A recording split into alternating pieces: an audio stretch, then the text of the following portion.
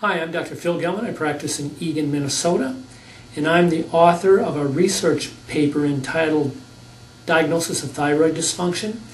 And so what I want to do is talk about thyroid issues today, especially low thyroid issues. You know, what I've noticed over the years is I've noticed that many of my patients came into me with thyroid symptoms. And some of the times they came in with thyroid symptoms, you know, they had been to their medical clinic and they've been diagnosed with a thyroid condition based on a blood test. And many of these patients would come in here and say, yes, I'm on thyroid medication. However, nothing really changed. I don't feel any different. Now, I would also notice another type of patient would come in with all the thyroid symptoms, and they would say, I went to my medical doctor and I was tested, did a blood test for it, and they said I was normal.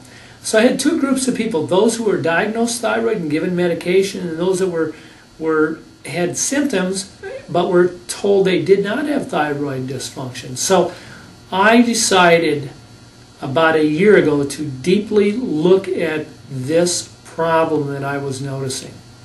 And the reason I looked at this problem is that I would have patients come into my office either diagnosed with thyroid and no results, or those that had thyroid symptoms and no diagnosis. And I would work with them and I would get their body functioning better, so all of a sudden their thyroid dysfunction would minimize or go away.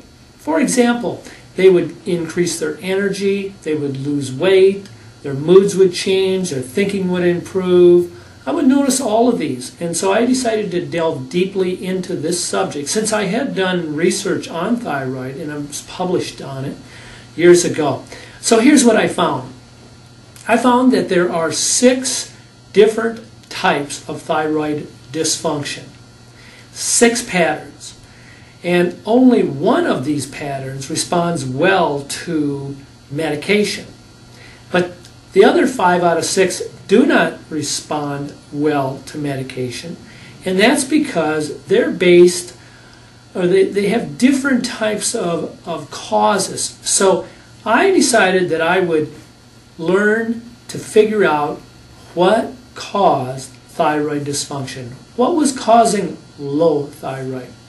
And as a result of this, I have developed a protocol to evaluate and then to help people that have thyroid dysfunctions.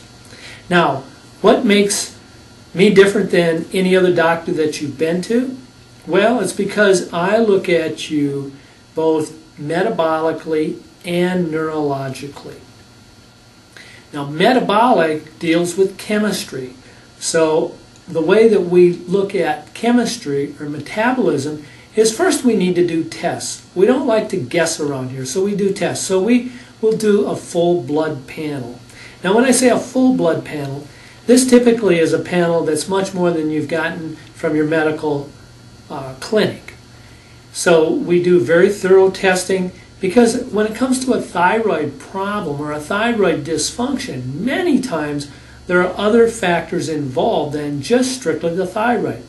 So typically many people, if they're tested for thyroid, they're tested for T4 or TSH.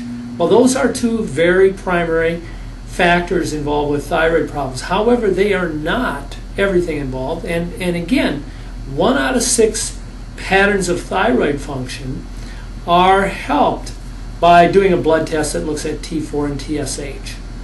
So 5 out of the 6, we have to look beyond those 2 blood tests. So the first thing we do with metabolic workups is do a full blood test. It involves many, many tests. The second thing we look at is we got to look to see if you have sensitivities to foods in particular. And there are some foods that can directly affect your thyroid function. And so we do a very specific test for foods. The next thing we do is we look at your adrenal stress. This is very important because one of the types of thyroid dysfunction involves cortisol. In other words, cortisol is your stress hormone. And if that's too high or too low and you've been exposed to a lot of stress, this can affect thyroid function or give you symptoms of low thyroid. So we do a adrenal salivary index. In other words, we test your thyroid or your adrenal hormones to see if they're functioning properly. There are other tests that we do. For example, we may look at your immune function. There are immune tests that we can do.